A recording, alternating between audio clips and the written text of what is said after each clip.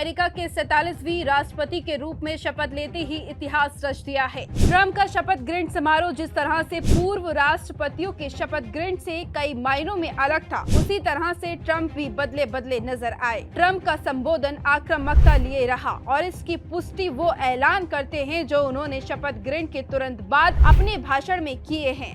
हालांकि उनके ये तेवर कई मायनों में दुनिया के कुछ देशों के लिए मुश्किल खड़ी कर सकते हैं।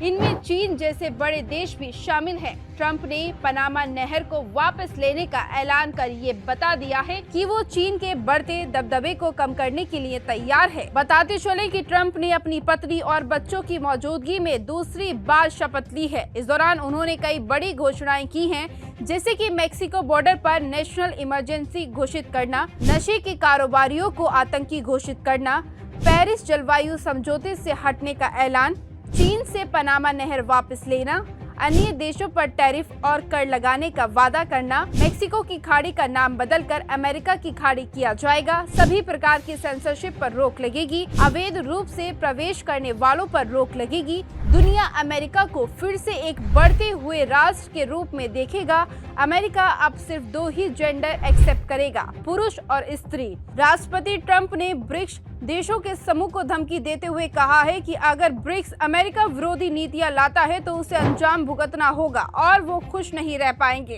ट्रंप ने कहा कि इन देशों ने अमेरिका के हितों के विपरीत कई चीजें करने की कोशिश की है। अगर ये देश आगे भी ऐसे ही करते रहते हैं तो फिर उनके साथ जो होगा उसके बाद वे खुश नहीं रह पाएंगे। बताते चले कि ब्रिक्स में भारत भी शामिल है।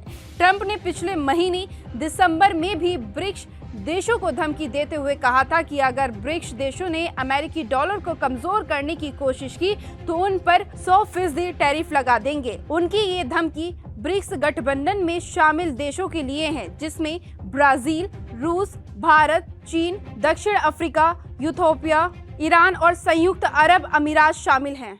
Subscribe now and press the bell icon. Never miss an update.